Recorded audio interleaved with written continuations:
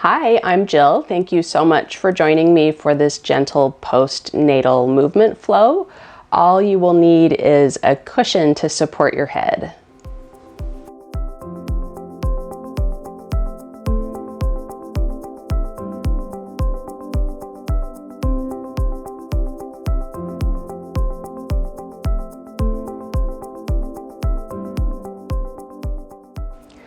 Go ahead and join me down on your mat, and let's just take a moment to start from a place of kind of grounded acknowledgement. So first of all, there are already things that you're doing in your daily living that are supporting your body's healing. And these are things like rocking and swaying, things that are really soothing like that, even humming, and the mirroring that you do when you're interacting with your baby and your face is really engaged. Maybe you're looking over them.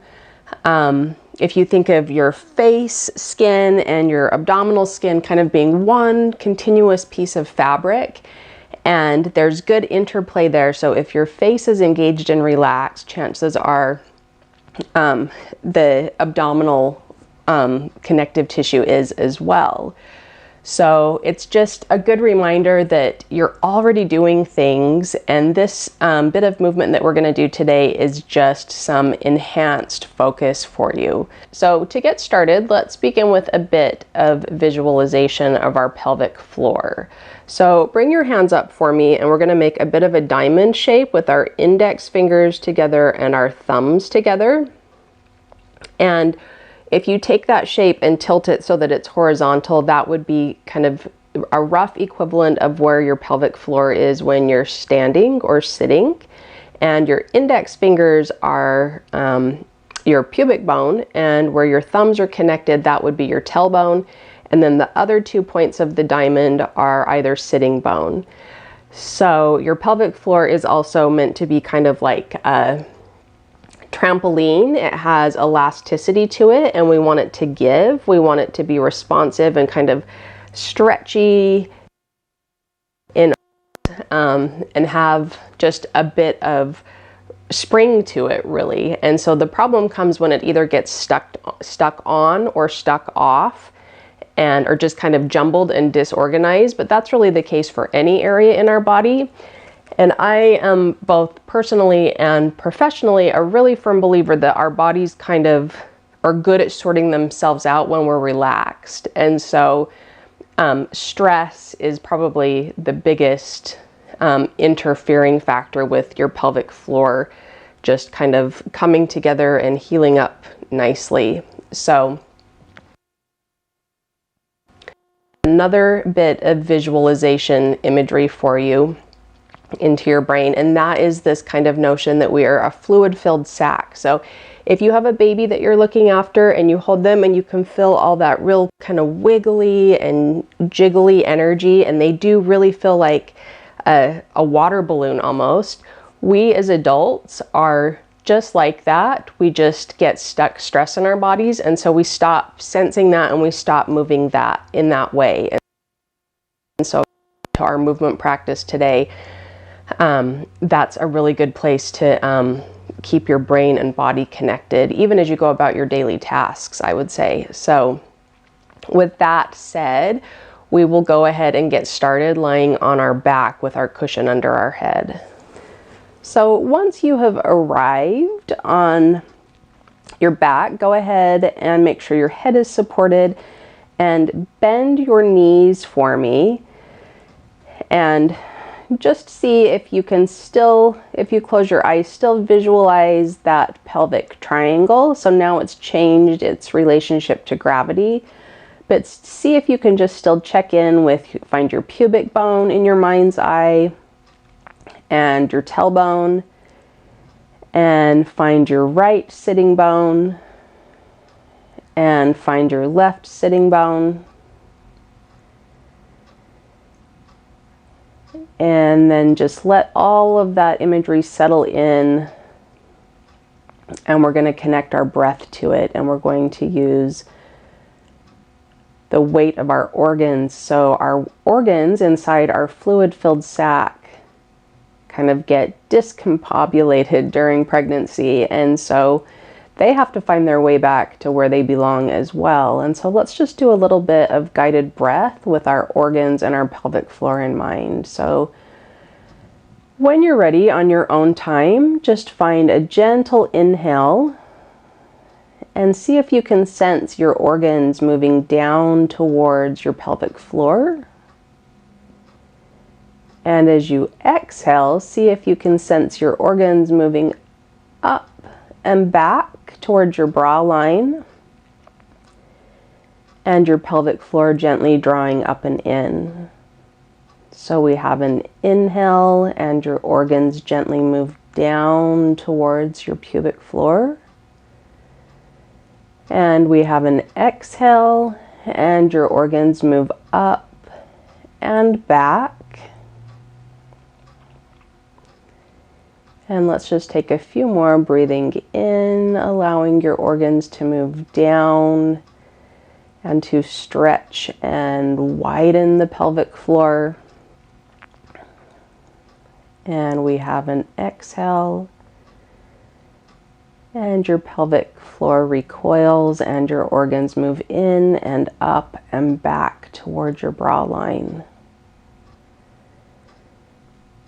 And then just take a moment to reshuffle if anything feels like it's adjusted. And I want you to draw your attention to, if we divided that pelvic floor up into, if we think of it as a diamond or a kite, and I want you to draw your attention to the little triangle of the kite that is from your pubic bone to your left sitting bone and then to the very center of your perineum. And we're going to take a knee fall out. So keeping your knee bent, your leg is just going to gently fall open as you keep your torso very heavy and relaxed. And that leg is going to draw back in, but you're drawing that leg in from your pelvic floor control. So your leg falls out really gently, just as far as you can go without giving up the weight of your torso. And then to draw your leg back in, your pelvis stays heavy. And that little triangle on the same side as the leg that's moving contracts and draws your leg back up to midline. Take two more. So just finding a gentle fall out. The knee falls out onto the edge of the foot, pinky edge of the foot. And draw it back towards midline using that triangle of the pelvic floor, and allow it to fall open and bring it back. If you need to wiggle or shimmy and shake, go ahead and do that, and we'll do the other side. So allow the opposite leg to fall to the pinky edge of the foot, keeping your torso very heavy. Pelvis stays heavy, and concentrate on that opposite triangle of the pelvic floor to draw the leg back up. Again, leg falls open. Your leg is nice and light and your torso is heavy, and your pelvic floor initiates that movement to draw the leg back up. Again, allowing the knee to fall open and heavy in the pelvis, nice and relaxed, and find your connection to your pelvic floor to draw that leg back up. And just one more, allow it to fall open. And exhale, allow it to fall up. Or, allow it to draw up. And rest. So just give yourself another little shimmy. So that's just a really kind of good example of how your pelvic floor guides even something like your leg movement. And let's just see if we can keep our torso nice and heavy and your abdominals soft and relaxed. And just float your arms up for me as far as you can take them, and then gently release them back down. And float them up, keeping the back side of your ribs heavy and weighted on the mat. And float those arms down. And we're going to just alternate, take one arm up and swap. and swap, just noticing that there's even awareness in your abdominals, in your core, and in your pelvic floor to move the arms. It's all integrated. So if anything is stressed or gripping or tight, it interferes with the whole process. So just see if you can keep your mind relaxed and your body relaxed and heavy.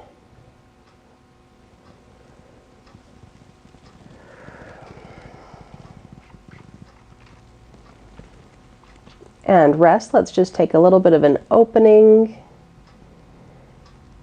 and a little bit of a close.